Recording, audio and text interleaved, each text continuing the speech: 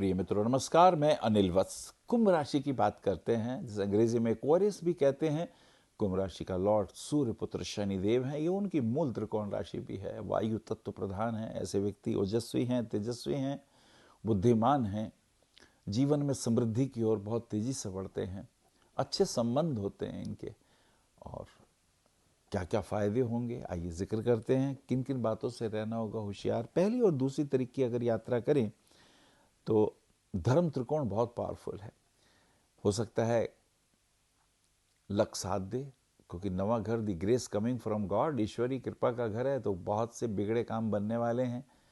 जो काम रुके हुए थे उसमें तेजी आ जाएगी। 3 और 4 तरीके की अगर हम यात्रा करते हैं, प्रॉपर्टी में कहीं अगर रुपया इन्वेस्ट किया है हमने तो उसमें भी हमें लाभ होने के चांसेस दिखाई देंगे। और इसी के साथ साथ अगर एक्सपोर्ट इंपोर्ट का काम है तो थोड़ा सा देखना होगा संभाल के, कहीं उसमें गलत निर्णय ना ले लें, नहीं तो नुकसानदेह सिद्ध होंगे। हाँ, आर्थिक दृष्टिकोण से लाभ जरूर दिखाई देता है। और इसी के साथ साथ 4, 5, 6 तरीके अगर हम यात्रा करते हैं, थोड़ी भागा दौड़ी ज़्यादा है, फिजिकल वर्क ज़्यादा है, थोड़ा डिप्रेशन भी हो रहा है, मूड ठीक नहीं है, ऐसी स्थिति में थोड़ा शांत रहें, आराम करें, वो ज़्यादा अच्छा है। उससे नुकसान कम होता है। और अगर हम बहुत अच्छा पॉजिटिव नहीं कर पा रहे तो थोड़ी देर शांत बैठें, वो ज़्यादा अच्छा रहेगा। जो अपने नीचे काम करने वाले लोग हैं उनका अपमान ना करें। ऐसी स्थिति में परेशानियां बढ़ जाती हैं, इसका हमें ध्यान रखना चाहिए। 8, 9, 10 तारीख की यात्रा कर रहे हैं और वैसे भी 8 तारीख की सोमवती अमावस्या है। अमावस्या में पितरों के निमित्त कुछ ना कुछ जलांजलि देनी चाहिए, कुछ दान करना चाहिए, भूखे को भोजन करा देना चाहिए। ये एक विशेष कृत्य जो कि हम लोग कर सकते हैं, लाभदायक होता है। 8, 9, 10 तारीख की जैसी हम बात कर रहे हैं, कुछ मूड अच्छा रहेगा। कुछ एक्सपोर्ट इंपोर्ट के कार्यों में बात में फ़ायदा हो सकता है। अगर आपका लोहे का काम है, पेट्रोलियम प्रोडक्ट से रिलेटेड कोई कार्य है या एग्रीकल्चर से रिलेटेड आपका काम है, तो समझ लीजिए आपको फ़ायदा होगा। आने वाले दिनों में इनकम के नए नए अवसर खुलेंगे और इससे आपको निश्चित रूप से लाभ होगा। 9, 10, 11 तारीख की यात्रा करते हैं। आर्थिक दृष्टिकोण से शुभता की ओर बढ़ता हुआ, पैसे कहीं फंसे हुए हैं और अगर कहीं घर में प्रॉपर्टी की कहीं डील हो रही है तो उसमें भी कोई ना कोई अटकाव आ रहा है, तो ये परेशानियां स्पष्ट रूप से देखी जा रही हैं। लेकिन धीरे धीरे इसका भी सलूशन आ जाएगा, कोई चिंता की बात नहीं है। चलिए अगली यात्रा करते हैं। 12, 13, 14 तारीख की बात करते हैं। बसंत पंचमी का दिन और सूर्य का कुंभ राशि में प्रवेश हो जाता है। सूर्य जो कि 7th हाउस का लॉर्ड है, जब एसेंडेंट में आता है तो आपको घर में बेशक कितने ही डिफरेंसेस हों, लेकिन पति पत्नी के बीच में एक पॉजिटिव विचारधारा भी बहनी शुरू होती है। यद्यपि जो आपके पति देव हैं या आपकी पत्नी हैं, वो आपसे ज़्यादा स्वाभिमानी और इगोइस्टिक सी दिखाई देंगी। और ऐसा लगता है ऐसी स्थिति में बहुत प्यार से, समझदारी से ही हमें अपने काम को निकाल लेना चाहिए। 16, 17, 18 तारीख की यात्रा करते हैं। गुरु वक्री हो जाते हैं। वक्री गुरु होने से आर्थिक दृष्टिकोण से नुकसान होता है, कहीं से पेमेंट लेनी हो वो फंस जाती है। और ऐसी स्थिति में बहुत सावधानी से और प्रेम पूर्वक ही डीलिंग करें, वो ज़्यादा अच्छा रहेगा। 18, 19, 20 तारीख की यात्रा मंगल का वृश्चिक राशि में प्रवेश हो जाता है और ऐसे ही इधर सूर्य का कुंभ राशि में प्रवेश हो चुका है। सूर्य जो हैं वो 15 तारीख को कुंभ राशि में आ जाते हैं जैसे हमने बताया, और मंगल वृश्चिक राशि में आ जाते हैं। मंगल अपनी राशि में जब आते हैं तो प्रॉपर्टी की डीलिंग में फ़ायदा है, बिजनेस पॉइंट ऑफ व्यू से लाभ है, इलेक्ट्रॉनिक के बिजनेस में फ़ायदा है, खेल के जगत में आपको लाभ है। This is very important. अगर आप पुलिस में हैं या मिलिट्री में हैं तो भी नेम फेम की प्राप्ति के ये योग भरपूर बन रहे हैं। 21, 22, 23 तारीख की यात्रा करते हैं। समय आगे बढ़ता हुआ, मित्रों के साथ सहयोग, वाइफ के साथ सहयोग की भी प्राप्ति होगी। उनका स्वास्थ्य ठीक नहीं चल रहा, उनकी कमर में दर्द आ रहा है, तो इसका आप ध्यान रखें, क्योंकि बीमारी को पहले ही हैंडल कर लेना चाहिए, नहीं तो नुकसानदेह हो जाता है। इधर माघ मास की पूर्णिमा, रविदास जयंती भी है।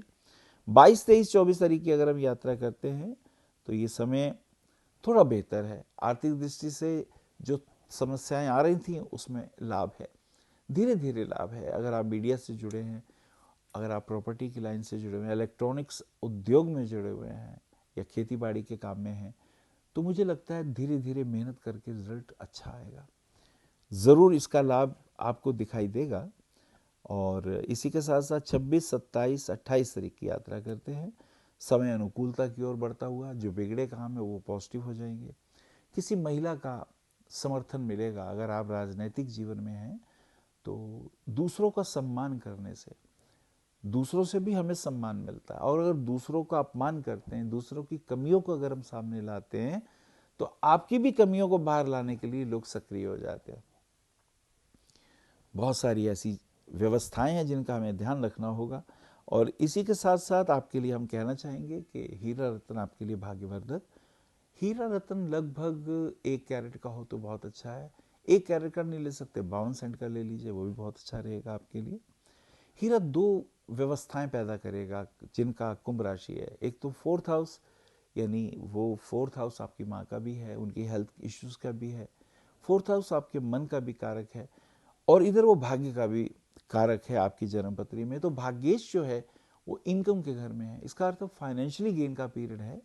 ये बहुत अच्छा मूव रहेगा। एसेंडेंट लॉर्ड जो जुपिटर हैं, जो शनि देव हैं, वो 10th हाउस में स्कॉर्पियो साइन में है। शनि जब स्कॉर्पियो साइन में आते हैं थोड़ा उथल पुथल होता है, लड़ाई झगड़े होते हैं, बॉस के साथ अंडरस्टैंडिंग में प्रॉब्लम होने लगती है। तो मुझे लगता है इस कॉम्बिनेशन को बहुत फ्रूटफुली लीजिएगा, क्योंकि आप बोलते अच्छा हैं, काउंसलिंग आपकी अच्छी है, मोटिवेशन की क्षमताएं आपकी बहुत श्रेष्ठ हैं। और अगर पब्लिक रिलेशन में फ़ायदा लेना है तो 15 रत्न 6 सवा 6 रस्सी का सबसे छोटी वाली उंगली में पहनिए। और बुधवार वाले दिन विशेष रूप से श्री विष्णु सहस्त्रनाम का भी पाठ किया करें, ये आपके लिए बहुत अच्छा है। अगर हेल्थ इश्यूज है तो एक तोता ला सकते हैं, तोता ला के पिंजरे में बंद करिए, 10-15 दिन उसे खिलाइए, फिर उसे छोड़ दीजिए। ये भी बहुत लाभदायक और शुभता की ओर बढ़ने वाला कदम।